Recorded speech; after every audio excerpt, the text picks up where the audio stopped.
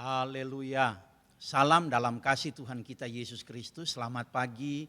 Senang kembali kita boleh bertemu dalam program Renungan Pagi GPD Sikina BSD City. Dan mari kita melihat Alkitab kita sama-sama. Kita buka di dalam kitab Kejadian pasal yang ke-8 ayat yang ke-22.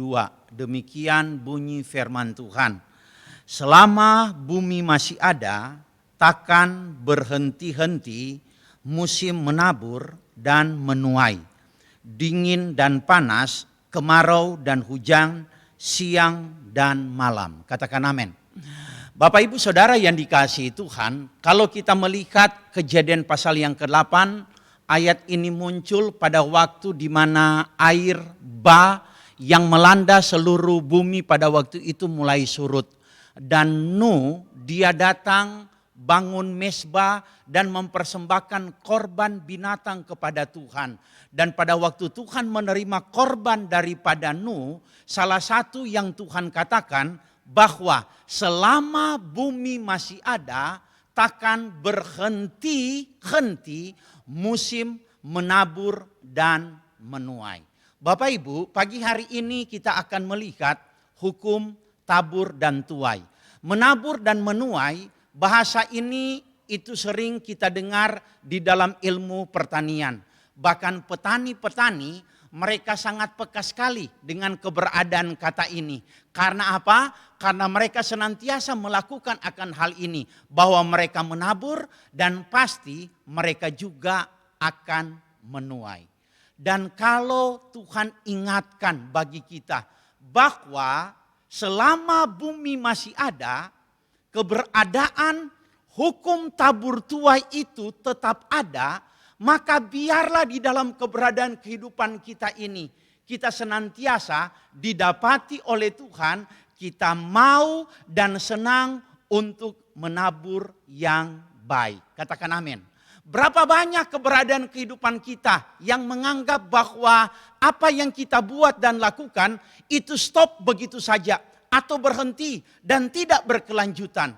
Tetapi saya akan membawa saudara untuk melihat contoh bahwa ternyata apa yang kita tabur itu yang akan kita tuai. Kita lihat pertama yaitu taburan yang kurang bagus atau yang kurang baik yang dibuat dan dilakukan oleh Yakub.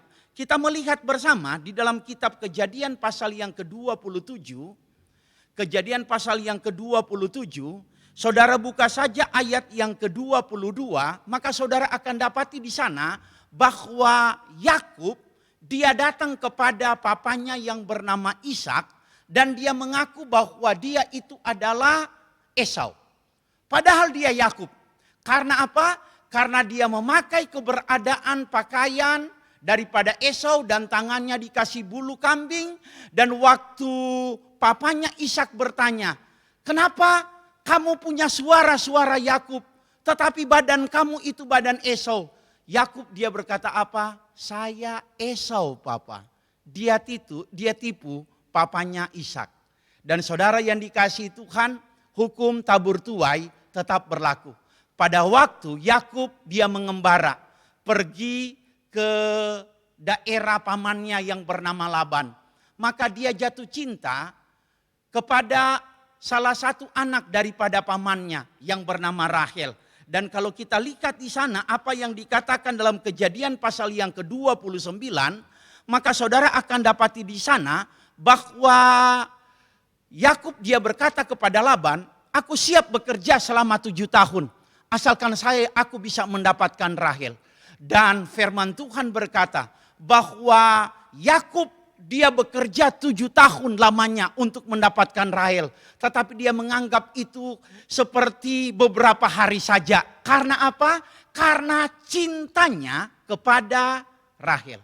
Tetapi kita tahu bersama pada waktu pagi hari dilihat apa yang diberikan oleh Laban terhadap dirinya yang sudah bekerja selama 7 tahun untuk mendapatkan Rahel. Ternyata yang dia peroleh, yang dia dapatkan bukan Rahel, tetapi Lea. Sehingga dia berkata apa? Di dalam Kejadian 29 ayat yang ke-25.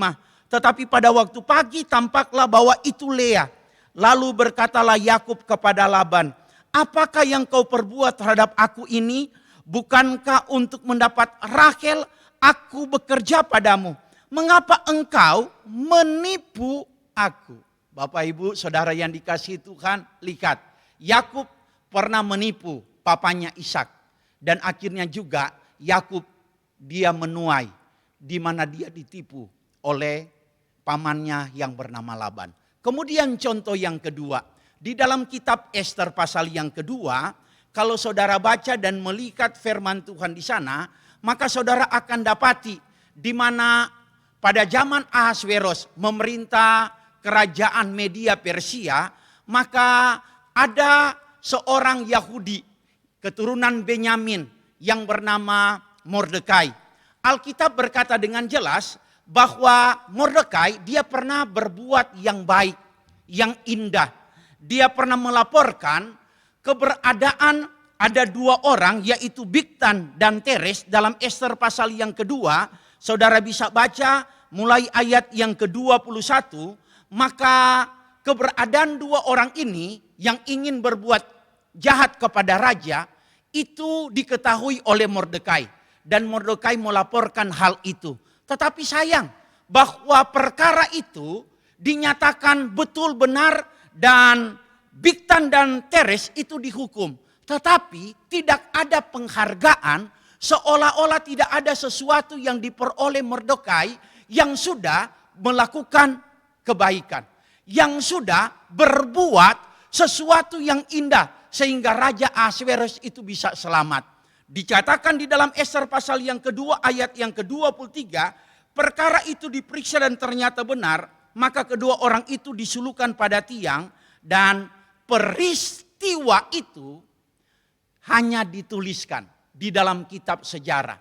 Jadi Mordekai tidak mendapat apa-apa. Tetapi Bapak Ibu, hukum tabur tuai tetap berlaku. Alkitab berkata di dalam kitab Galatia pasal yang ke-6 ayat yang ke-9. Biarlah jangan jemu-jemu kita berbuat baik. Karena kalau sudah datang waktunya kita akan menuai. Dan lihat pasal yang ke-6 dalam kitab Ester. Bahwa Alkitab berkata mulai ayat yang pertama, kedua dan ketiga. Bahwa di situ dituliskan raja tidak bisa tidur. Maka yang dibuat raja apa? Untuk meminta supaya kitab pencatatan sejarah dan raja membaca satu persatu. Dan didapati bahwa Mordekai itu ayat yang kedua, ayat yang ketiga.